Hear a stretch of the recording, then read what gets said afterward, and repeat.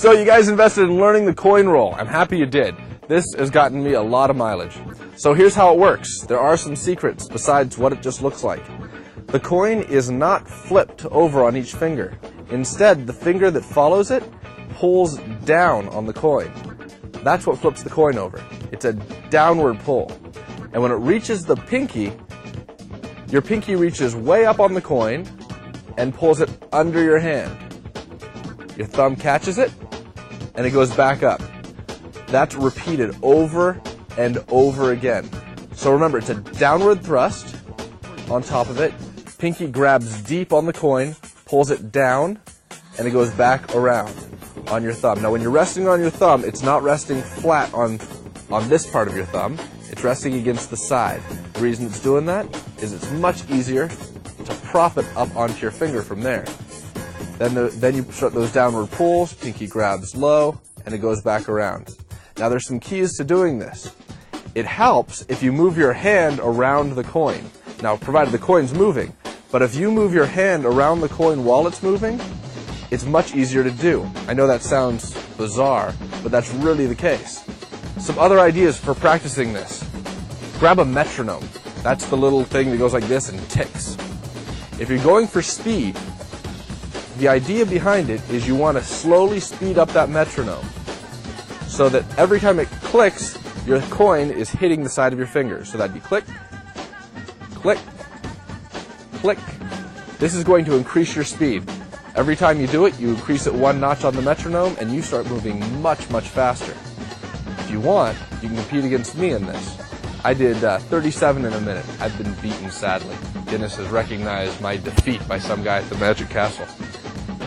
Another thing you can do, instead of using your thumb to bring it underneath your hand, to bring it back to that first finger, is you can have it reach the end of your fingers.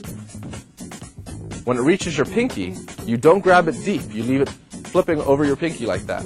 Then you flip it back the direction it came. Back over your fingers the same way.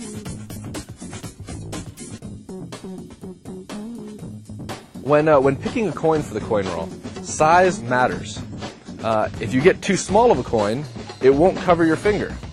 It'll only cover a little bit, and you'll have to kick the coin over to reach your next finger. If you get too large of a coin, it won't fit on your hand at all. I use a silver dollar because it takes up enough space, and it's very comfortable for me. A lot of people use half dollars.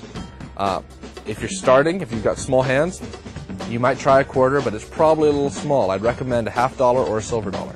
Half dollar seems to be the norm. I prefer silver dollar. Whatever you practice with, stick with it. Changing weight, changing size, even changing the different ridges on the side, that drastically changes the way this is going to work for your hands. Every time you do it, you're conditioning your muscles. And if you change any of the elements, it changes the way you can perform. So, get a metronome. Practice with hitting it on the beat every time you go around.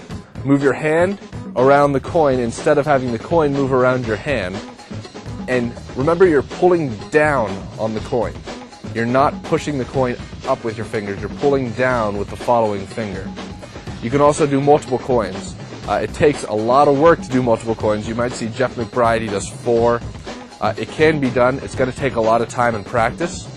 But that is the coin roll. So why don't you just go and grab a coin and start rolling the coin. It's a party, yo. Get your friends involved. They'll go, oh my gosh, he's a master of sleight of hand. Or he has very bad time management skills and sits at home by himself a lot.